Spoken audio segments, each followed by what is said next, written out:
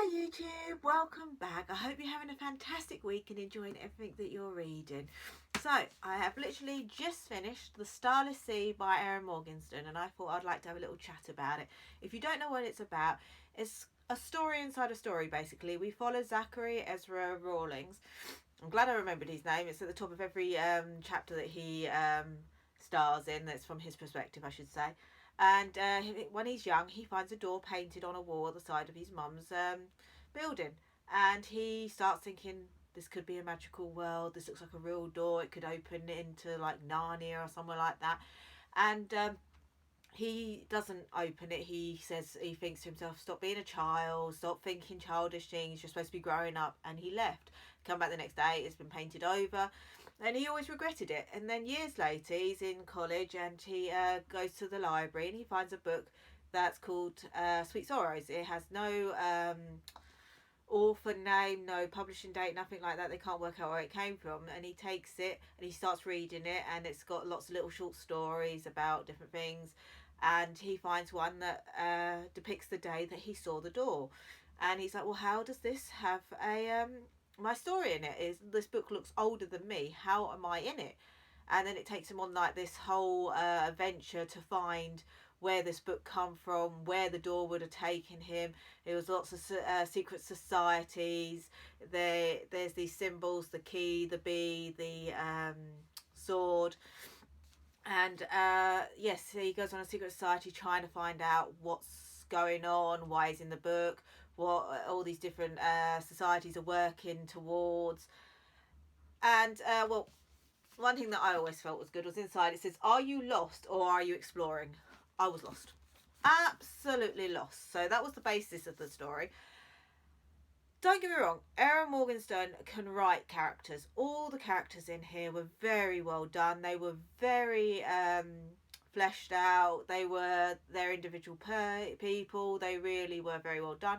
The setting was very well done. This secret library, I felt like I was there. She can write the way she writes. You're pulled in. You look. You can feel like you're looking around the actual place that she's describing.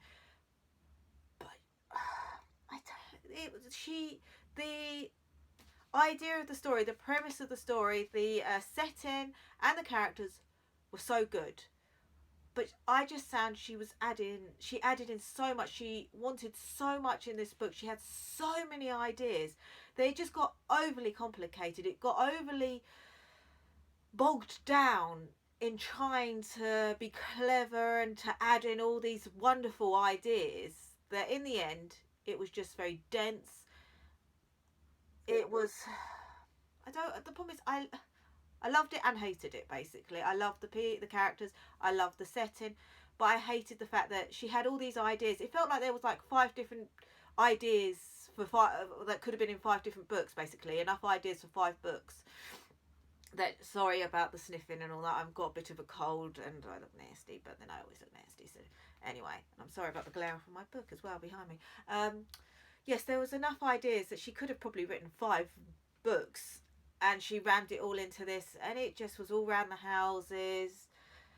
And in the end, as I say, I was lost. I got to the end and I was like, none of the threads that she had weaved throughout this story all came together. I got the general idea of what she was trying to do and all that, but I was just like, huh, okay.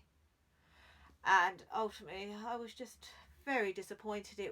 I didn't get the lyrical, beautiful, lovely, flowing writing that I found in The Night Circus.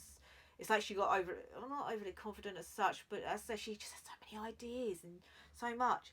I liked the short stories though. That was from Sweet Sorrows and another book. Oh, I can't think for the life of me. The love interest in this. He had a book as well, but I can't think what his book was called. But I liked the short stories in that. They were very lyrical and beautiful and flowery writing in those. If she came out with a book, published a book of just like Sweet Sorrows, Fables and something is the other book. If she brought those books out, I would buy them in a heartbeat. I really would. I absolutely loved those. I liked the stories in those, and I get how they all came in. But I don't know. I was so excited about this book. I tried not to listen to what people said, but ultimately, I think they were right. It put me to sleep sometimes. Could read a couple of pages. Normally I can read about 100 pages in a day. This, I was lucky if I read 10. I was just falling asleep during it. It was too much. And it was a shame because I say, I love the characters. I love the setting. I just didn't like the execution. And ultimately, I just was very sad. But it wouldn't stop me buying anything else that Erin Morgenstern writes. And I still implore you, if you are excited about this book, please pick it up because you might get something from it that I didn't. And if you have read it, I got the whole why the key was in it and the sword. And I know where the bees fitted into it, but I didn't get the point of the bees. So if any of you have read it and you got the point of the bees a lot more than I did, I got why they were there, what they were doing in the book, but I didn't get the point of why was it bees. It could have been anything. So if you got that better than me, because I'm not very good at symbolism and reasons for things like that. We watched what did we watch over Christmas? It's the kids version of Black Mirror. I can't think for the life of me what it was, but there was an episode in that of the Santa Claus, an evil robot Santa Claus, and the ending I totally didn't get. Kitty and my husband were like, how could you not get that? And I was like, I can't. Sorry, I've just noticed how scruffy I look. Oh dear. Look at me. All scruffy. Anyway, so yes, that's my review of the Starless Sea. Let's say, still beautifully written. Her writing style is great. I just think she had too many ideas, and for one book, basically. Too many ideas for one book. But still, if you've read it, let me know. If you want to read it, please do pick it up and let me know what you think. I'd love to get a discussion going. So anyway, yeah.